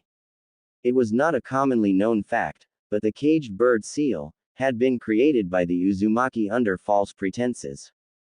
Long before Konoha's founding, the Hyuga clan had approached the Uzumaki desiring a seal to keep their criminals in check and to prevent them, in case a prisoner was to escape, from passing on the Byakugan to their enemies.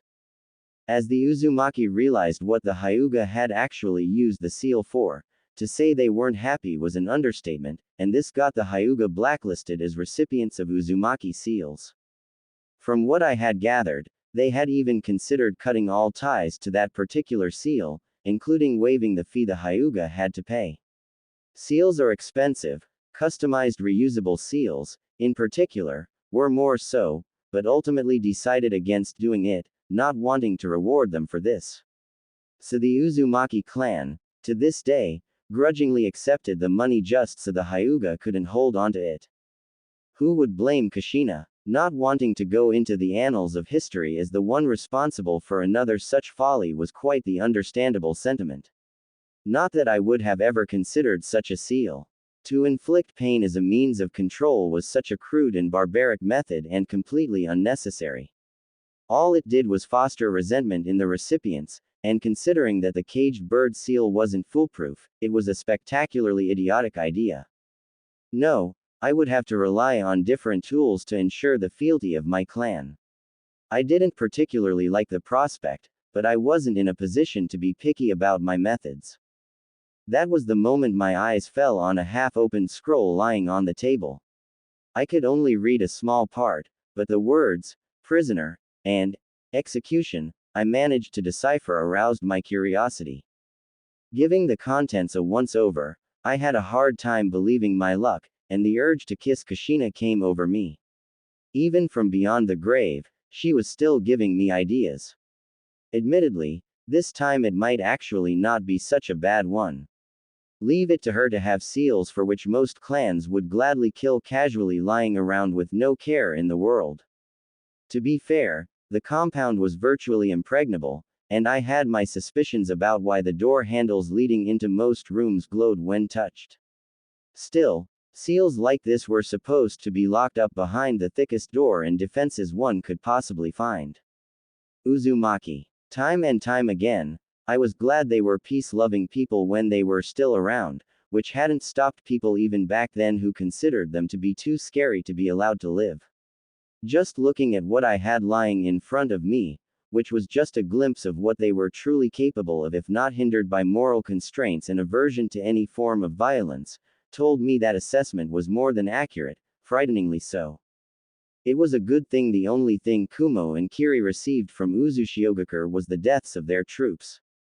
The Uzumaki took them all with them when they wiped the island not only of any sign of life, but also of the evidence that there had ever been a civilization settled there. The seal depicted on the scroll in two variants would come in very handy. From what I understood, it was designed as a means to execute people.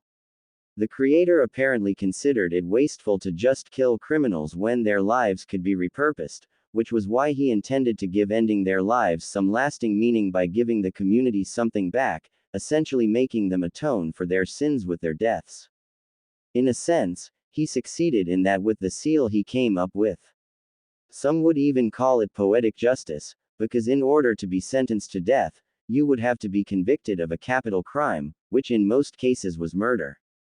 So by transferring the life force of the criminal to another person, adding that life force to theirs, he gave back a life, not figuratively, but literally. According to the description, this meant, among other things, that the remaining lifetime of the donor was transferred to the recipients, thus prolonging their lives. Additionally, the life force could be used to heal terminal conditions, even going so far as being able to regenerate lost limbs. The first variant in the scroll was a sacrificial altar array intended to be used for executions. The second, more interesting, variant explained how that seal could be used to link two or more people together.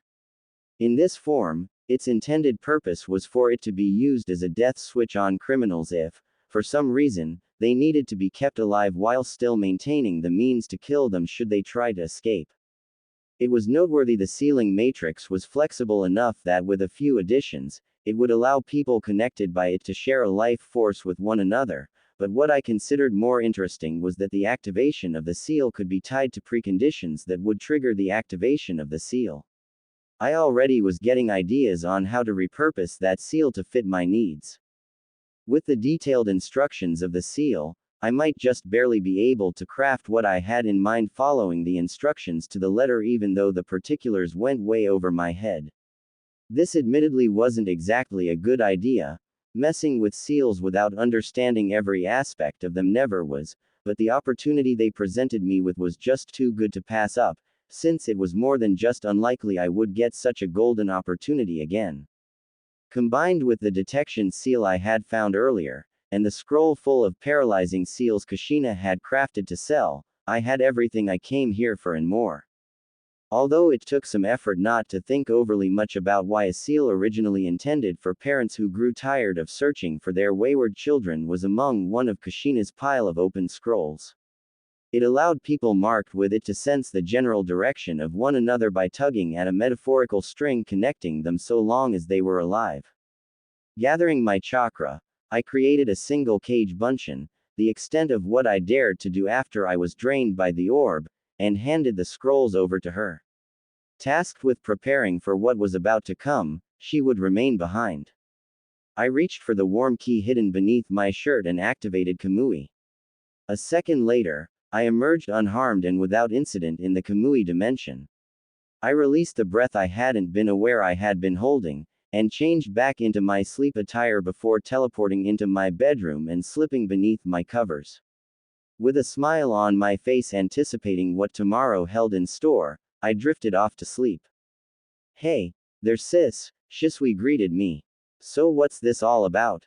He asked as he plopped down across from me at the Chibudai. In response to the stern look I threw his way, he didn't hesitate to raise his hands in surrender and allayed, not that I'm complaining. But you have to agree it's not every day that you break into my house to leave a note saying to come over for some tea. Raising my eyebrows at his cavalier attitude, which even for him seemed out of place considering recent events, I wondered aloud, you haven't heard. Then again, neither one of us could say we were close to our father. Heard what? Father died yesterday. What? How? He exclaimed, shocked. They say his heart gave out. At least, that was what Fugaku believed the coroner told him, since I burned his body to ashes as the tradition within our clan, after I removed his eyes. Nobody would ever learn the truth of the matter. His heart, he repeated, only to add, mumbling under his breath, I didn't know he had one.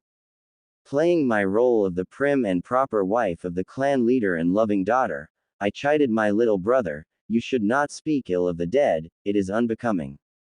Sorry, he said, cowed as silence settled over us. It took him more than a minute to regain his voice.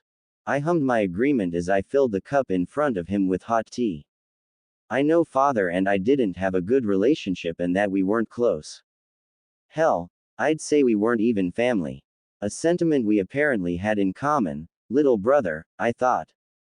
After all, I was just the spare, the second born, who couldn't hope to live up to his expectations. Everything about me, according to him, was just wrong. My personality, the way I walk, the way I talk, you name it. I'm sure father could have found a flaw in it when it pertained to me, he said with a hint of regret in his voice I couldn't empathize with.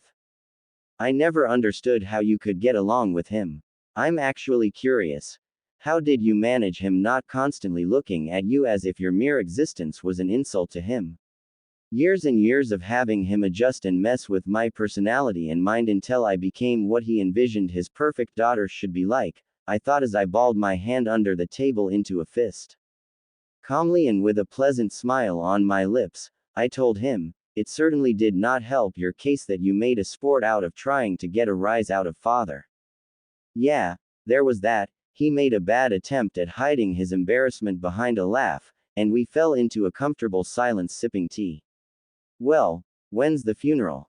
In a week from now, his ashes will be scattered across the Naka River as per his will. I see, he mulled over my words. You know, I never could wrap my head around why your husband ended up taking the mantle of clan leadership and not you. After all, you were father's perfect little princess. The answer to his question was a simple one. Father hadn't considered me a suitable replacement for himself, and instead had made me serve his chosen successor as breeding stock. To suit that role, father had groomed me to become the most agreeable wife possible. That way, father had tried to ensure Fugaku's heir would carry his blood and ideology. Still, those were not truths my brother needed to know. It was my decision. I didn't want to spend most of my time with those stuffy elders and instead wanted to take care of my family. Who could blame you? He said sagely.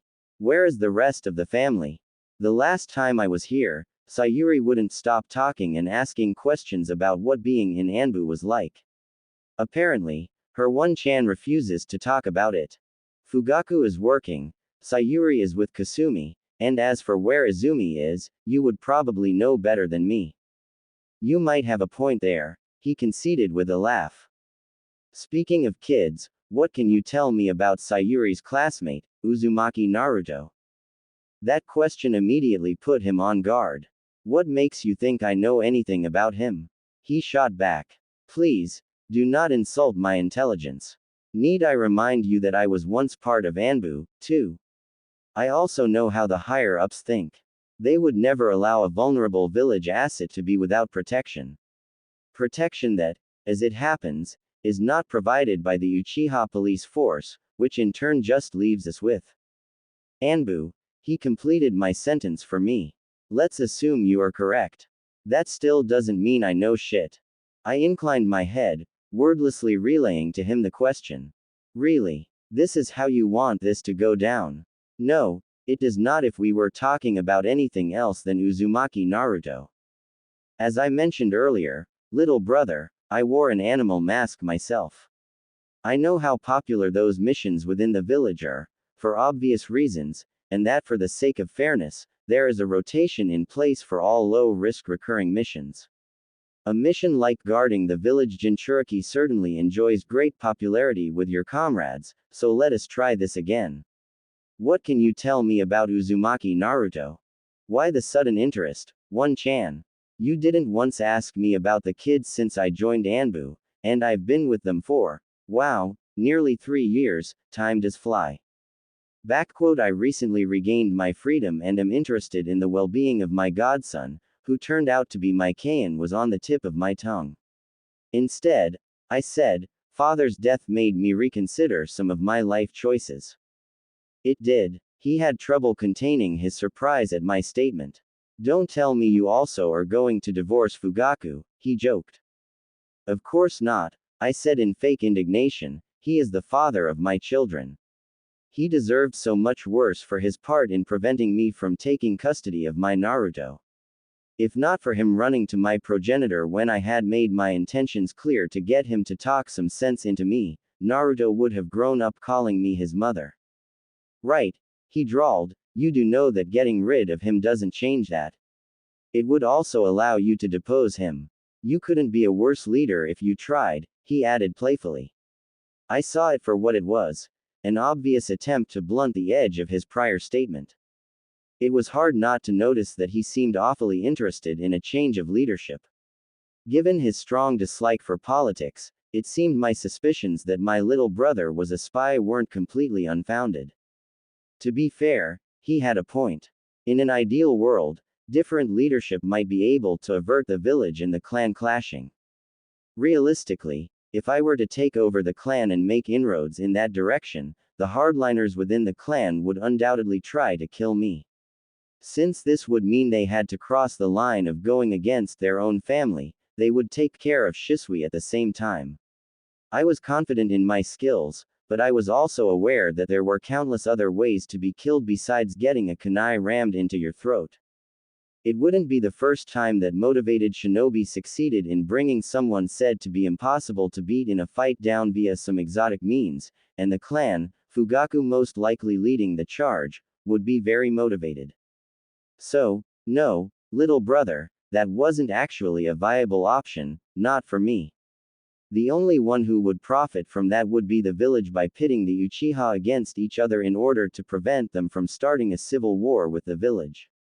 It could work at least for a time, and it would allow them to pick up the pieces, or, if they were bold enough to violate the Konoha charter, support one side over the other. I had no interest in becoming the village's patsy or puppet. I had already had enough of that to last me several lifetimes. Nevertheless, he was playing a dangerous game, voicing those thoughts to the wife of the current clan leader. Especially considering his status as a spy. It was reckless, but then again, when wasn't my brother? Although, I doubted he had done that to gauge my loyalties. I know what you are doing, I chastised. Stop trying to change the topic and answer the question. Taking his time scrutinizing me, he eventually dropped his shoulders, eased the tension, and sighed, well, I guess there is no harm in telling you. I don't think you would hurt Kushina's kid, but please keep what I tell you to yourself. The last thing I need, at the moment, is being dragged before Dragon cause I mentioned some irrelevant tidbits of info over tea with my sister. In response, my brother received the best encouraging smile I could manage while internally I was seething. The impertinence of him to even consider me capable of hurting my Naruto.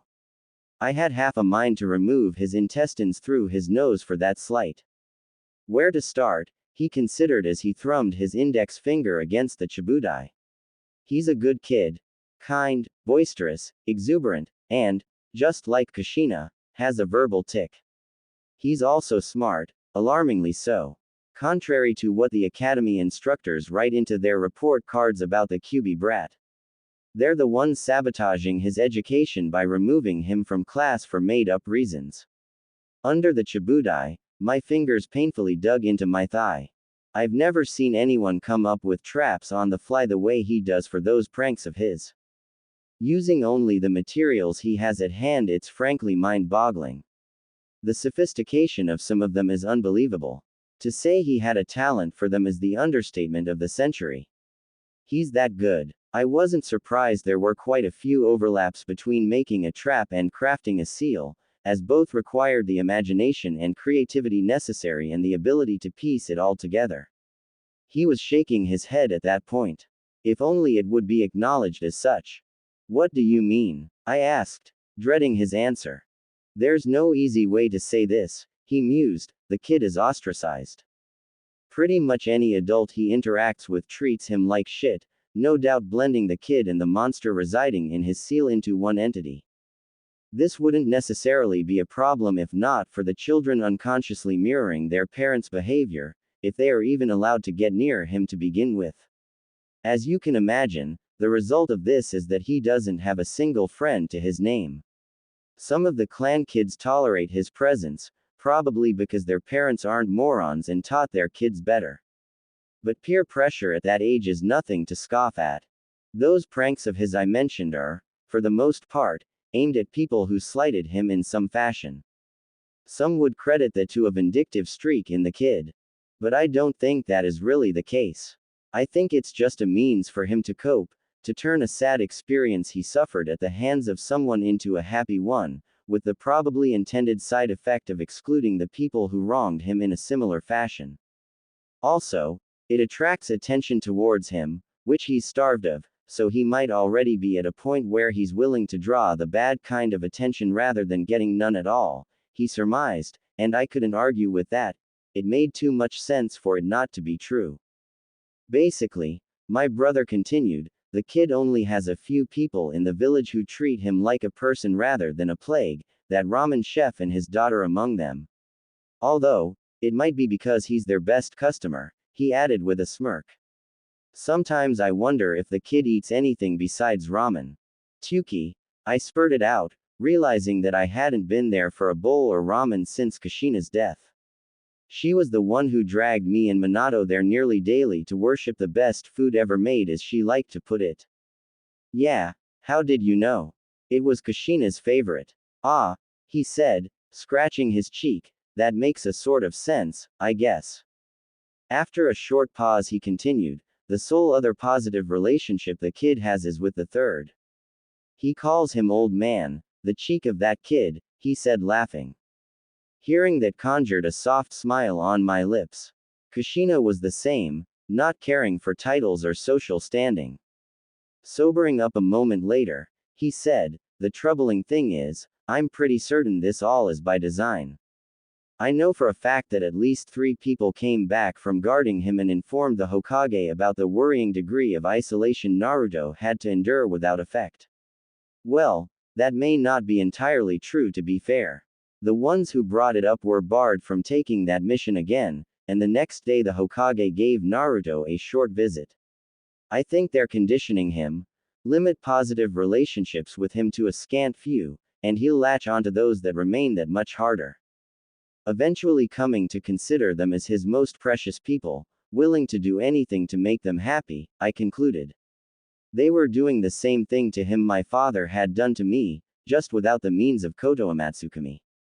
If I didn't already have a plan in motion already that, as an unintended consequence, would result in getting my Naruto out of that situation, I would be on my way to have words with Hiruzen, heated words with some sprinkling of fire and carnage.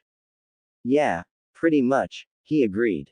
Where is he living? I asked. The grimace at the question on my brother's face was telling, surely he has a caretaker.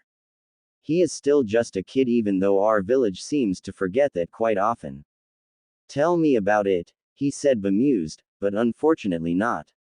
He's on his own, and as I understand it, the only reason he isn't living in the orphanage until his graduation, as is usually the case, goes back to some kind of incident. I'm not privy to the details since the incident predates my joining of Anbu. I only know whatever happened was enough for the Hokage to give him his own 2-room apartment on the eastern edge of the civilian district. You mean to tell me he resides in that rundown part with all those abandoned warehouses? Is there even anyone living there? Not really, he shrugged, it makes keeping an eye on him easier. What he implied in that statement without outright saying it was that it also made it harder for him to interact with anyone. Thank you for telling me, little brother. Don't sweat. He stopped mid-sentence. Something isn't right, he said, worried, swaying back and forth. It took him glancing at the half-full teacup in front of him before glancing up at me to press out, what have you done? With the last of his strength as his body threatened to fall over the Chibudai. If he was surprised at my eyes being closed as I moved to catch him, I couldn't tell, and he was certainly no longer in any condition to voice it. Softly maneuvering him by his shoulders, I placed his head into my lap and started caressing his head. A croak escaped his throat. If you are wondering why I have killed you, then the answer is that you are a traitor putting the village above the welfare of the clan. You are also too dangerous to allow to live. Your eyes in particular have proven too dangerous to be left in the wrong hands. I also have a need for them. You were also in the way. My real target happens to be the subversive elements who have taken over the Uchiha clan. Their transgressions are too numerous to count. Some I could have found it in me to forgive, but when their actions, even if only by accident, negatively impacted Naruto, their lives were forfeit. A foregone conclusion with me as their judge, jury, and executioner. Do not worry, little brother, I have no intention to exterminate the whole clan. Some will be allowed to live in order to make up for the clan's crimes. It will be a chance the clan was underserving of as we tie our fates to someone else. I will make sure this second chance is not squandered, and it will eventually lead to a stronger and better Uchiha clan arising from the ashes, residing in the shadows of something even greater, I explained. Don't fight it. It is futile. The poison I used was a special concoction of my own making. It will blast right through whatever little protection the poison resistance training you received as Anbu gave you. Once ingested and the onset time passes, you die, no exceptions.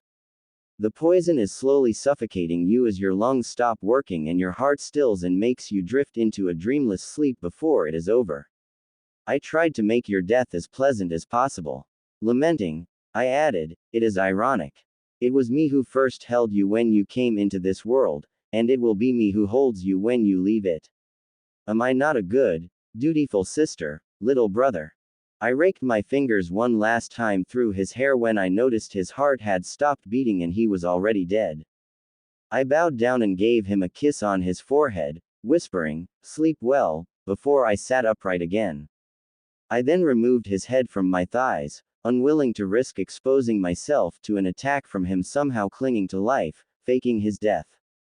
Patiently waiting for an opportunity to strike, I kept my eyes closed. Tracing his face, I found his eyelids and pulled them apart as I went to work and removed both of his eyes. Only after I held them in my hand did I open my eyes, sharing in a blaze to look at him one last time, burning his sleeping form into my mind. For a brief moment, I regretted that I couldn't have taken the risk of going through his memories. Getting confirmation of some of my theories would have been nice. In case I was right, learning what the village was up to would have been even better. Pumping more chakra into my eyes, I advanced them to my eternal Mangekyo and called forth the first stage of my Susanoo. I handed over my brother's eyes to one of his limbs and directed it to implant them within itself. This took only a second, immediately after which I dismissed the chakra construct. It was a risk to do this in the Uchiha district, but I would need Koto Amatsukami shortly, and I was hoping a second set of eyes with the same power might strengthen it somehow. This being the first time I possessed eyes with duplicate abilities, I had no prior experience of what the end result might be. It didn't take long for those eyes to settle, and a wave of power ran through me, although it was nowhere near what I had felt with my Naruto's eyes even though they weren't promoted to their Mangekyo stage. It was a similar boost to what I had received from my father's eyes. Certainly nothing world-shattering, but nothing to scoff at either. I reached under the Chibudai and withdrew a sealing scroll, and unfurled it on the floor right next to my brother. Grabbing his hip, I proceeded to roll his body over atop the scroll, and by applying some chakra made it disappear in a puff of smoke. I rolled up the scroll and walked to Shoji leading into the house. Glancing back over my shoulder, I took one last look at the Uchiha district in all its glory, immersed in the red light of the setting sun, a scene depicting the state of the clan better than 1,000 words possibly could have. I didn't linger and returned back into the house. I had cut it rather close with Shisui. There was not much time left until the start of the clan meeting set to take place right after sundown. Nonetheless, it could not have been helped. If I had taken care of him any earlier, his sudden disappearance might have been noticed and spoiled my plan, which I obviously couldn't allow. I made my way to my room and stripped down to my underwear, discarding my apron, blouse, and plum skirt onto the floor. I wouldn't need those clothes, the ones my progenitor and husband had made me wear, any longer. They were a symbol of my oppression, designed to show off nothing more than my departure from my life as a shinobi. I was more than happy to finally be rid of them.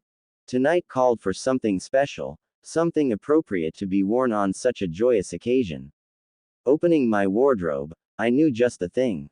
I obviously couldn't go there in anything resembling a combat outfit since it would give the game away, so I settled for the next best thing. I reached for a black kimono adorned with a flower motif consisting solely of an intricate pattern of higanbana. The scarlet flower is associated with final goodbyes. According to legend, these flowers grow wherever people part for good, and they are said to serve the dead as a guide through samsara. The latter was the reason I had commissioned the kimono 8 years ago. It was made by the finest seamstress in the village using only the best materials, knowing full well Kushina would need all the help she could get to find her way to eternal peace. Today the other meaning would be at the forefront of my mind. The fine silk felt even better on my skin than I remembered. Stepping in front of my full-length mirror, the kimono fit perfectly, just like the last time I had worn it. I took a moment to admire the floral pattern, consisting of one large higanbana on the back. Sprouting from it were 4 dark green tendrils, one trailing along each arm in a wavy line, whereas 2 remaining ones formed a double helix pattern around my legs. Furthermore, there were 2 more large higanbana on the inside of the Tyu furicid, so that when my arms were crossed in front of my stomach, it hid the flower pattern from being seen from the front, making it look as if it was black in its entirety. The Tyu furicid would take me a few minutes to get reacquainted with. It definitely wasn't the most practical thing to wear in a fight, should it come to it. Despite that, I was sure I could manage. That only left my hair. Wearing my long hair straight didn't pose a problem for a housewife, in contrast to a kunoichi in a fight. Back in the day, when I was still active, I would braid it into a single braided fishtail to keep it out of my field of view, but just like my old combat attire, I couldn't wear it without arousing suspicions. As a result, I settled for a plaited low bun. It wasn't nearly as suitable to wear with a kimono as a nihongami would have been, but it was far more practical. I put all my sealing scrolls containing my equipment in the back of my scarlet obi, and removed a tile from the floor of my wardrobe. It gave way to a wooden case I removed from the secret compartment. Placing it onto my bed, I opened it, and found its contents exactly as I left it earlier this morning as I prepared it. Several vials filled with freshly mixed fast-acting paralyzing poison that needed a few hours exposure to air for its full potency to unfold. The box also contained a few hundred of the finest Senbon money could buy. They were fashioned out of bone, and specifically treated to add liquid-absorbing properties, making them ideal as a tool for delivering poison. I spent a few minutes carefully dipping them into the poison and watched them soak it up, resulting in a slight discoloring of the Senbon, a visible representation that they were ready to be used. When I was done preparing them, I corked up the vials, closed the lid on the box, and sealed it all up in one of my scrolls. Also housed within the box were 2 holsters, which I strapped to my underarms and filled with Senbon. As a finishing touch, I used the last few remaining poison Senbon and decorated my bun with them. After one last glance in the mirror, I decided then and there this would be the outfit I would wear the first time Naruto would lay eyes on me. It would undoubtedly leave an impression. The next step in my plan warranted my presence during the clan meeting that would begin shortly. I left the house and made my way to the Naka shrine. It had been a long time since I had last set foot in it. Entering through the front gate, I walked into the main hall, and was surprised to find the 7th tatami from the far right was untouched. Even though it wasn't required for me to be the first to arrive, since I simply couldn't have expected this occurrence with any reliability, it was a pleasant surprise nonetheless that would make things easier. I removed the tatami and the sealing stone atop the entrance, and proceeded to the secret underground bunker where the stone tablet was located. The most well-kept secret of the Uchiha clan.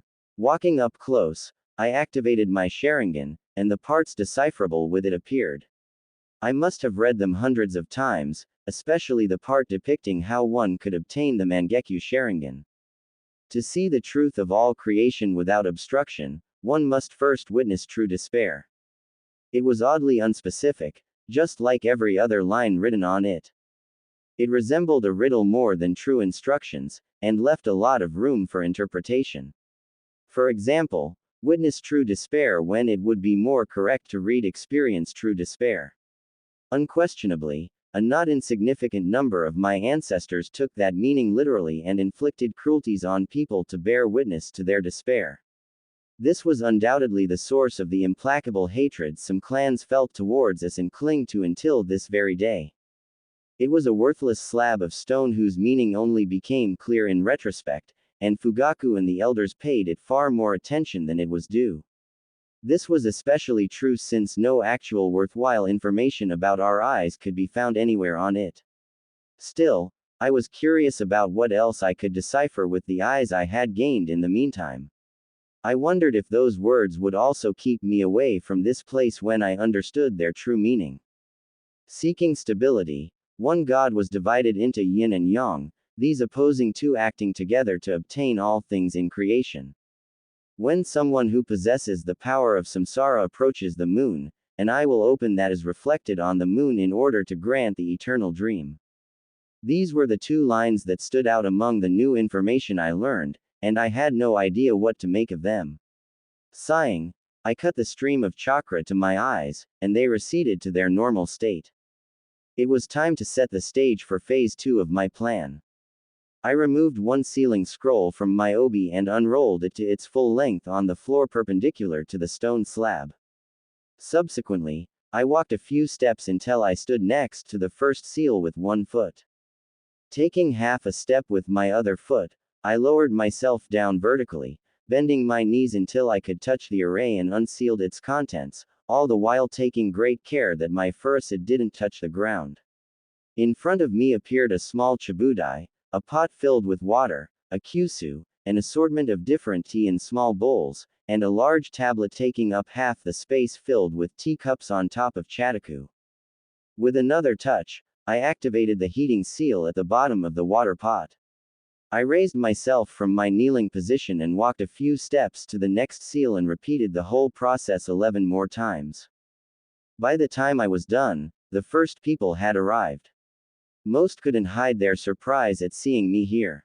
Even so, no one approached me, trying to silently sat their curiosity until Yuka came down the ladder. She was the eldest granddaughter of Elder Kato, one of the most ardent supporters of my late progenitor's policies, and a close friend of Fugaku.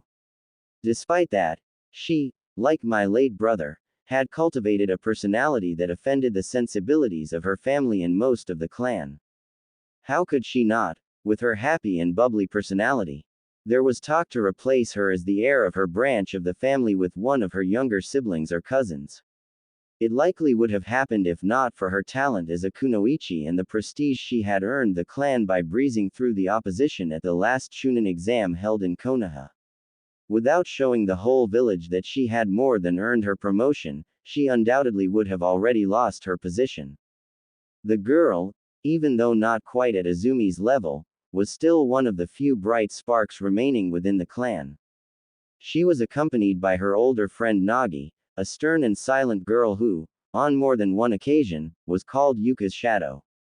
It was an apt description since they were rarely seen apart even before Yuka had been promoted, and they had formed their own team with two other Chunin. Makoto-sama, she happily exclaimed, her bouncing step coming to a halt in front of me. What are you doing here? Why, am I not welcome? I asked back in a no-nonsense manner that had her visibly recoil. Struggling for words, that's not, what? I was only teasing, I said, ending her struggle with a smile playing on my face. I am here because, after my father's death and the difficult situation we find ourselves in, I deemed it necessary to show my support to my husband and the clan. I kept my repulsion at calling Fugaku that to myself with practiced ease. Oh, she faltered. It was hard not to notice her disappointment. It was unsurprising, since she was one of the most likely candidates to oppose what the clan was attempting to do. That was a position that could be quite dangerous, because everything that was discussed here could easily be construed as treason. Thus, any dissenter, or even people who simply showed reluctance to get behind the proposed idea, were immediately suspect and faced with increased scrutiny. It required a careful balancing act. The instant she went over the line, she would be neutralized. The last thing this little conspiracy needed was someone tattling to the Hokage. It was too bad for Fugaku that if I was right, it had already happened, and directly under his nose, too. I could use your help with the tea, I said. Of course, Makoto-sama. We split up and went to a chibudai each. Kneeling in front of it, I placed tea into the kyusu and poured hot water over it. With the help of two other girls, each of us had to repeat this just 3 times. This was admittedly a good thing, because it allowed us to return to our first kyusu in a timely manner. Since we were also practiced in pouring tea, filling the cups of each chibudai didn't take any time at all, ensuring the tea didn't get too strong. Shortly after I finished and placed the last kyusu back on the table, murmuring went through the crowd announcing Fugaku's arrival. The people stepped aside to let him pass to the front of the room. Standing up, I took the tablet and took 2 steps to the nearest cluster of people and handed it to an older woman, and gestured for her and her companions to distribute the cups among the people. I didn't wait for them to start as I made my way to the stone slab. A cursory glance around the room revealed that while we had prepared tea, the rest of the clan had arrived, at least those of Chunin rank and above not on duty. Everyone else was supposed to be in their homes, a precaution Fugaku had put in place since the relationship with the village had gotten worse. I had personally verified that no one in our clan was currently outside the village, meaning that everyone should not only be accounted for, but could be found within the confines of the village. This would admittedly make my self-assigned mission far easier. When Fugaku emerged from the crowd and noticed me, he frowned. Stepping closer right up to me, his back to the people well outside their hearing range, he, in a low voice, demanded to know, "What are you doing here?" My brother informed me that his duties would stop him from participating today, and I thought with the death of my father, someone from our side of the family should be present. He scoffed at that. "You thought wrong. This had better be the last time you interfere with clan business." As he turned around, Yuka was standing there, tablet in hand, offering him a cup of tea. Fugaku eyed it suspiciously. It took another prompt from Yuka until he reluctantly took a chitaka with a cup for himself. I followed his example when Yuka came to stand in front of me. Thanking her with a nod made her retreat back to the crowd with a smile on her face. She had done a good job. I wasn't able to spot a single person without their own cup of tea. Not that this was saying much, since my view of the people at the far end was severely limited. Still, I didn't think many would decline a cup of expensive tea, not when their clan leader had gotten one himself. As custom dictated, it was discourteous to refuse to drink with your host, which for all intents and purposes was Fugaku. So when he moved the cup to his lips, the room followed. Out of the corner of my eyes, I noted that he didn't even wet his lips with the brew and just faked taking a sip. The shinobi paranoia at work, not to drink or eat anything you didn't check for poison. Admittedly, I was sure he wasn't the only one in the room choosing not to drink anything, not that it would make a difference. Placing the cup back on the chataku, he called Yuka back to him with a wave of his hand and put it down on the tablet. Meanwhile, I was counting the seconds in my head. Fugaku was just about to open his mouth and begin with his speech when Yuka wobbled on her feet and was caught by Nagi before she could fall down.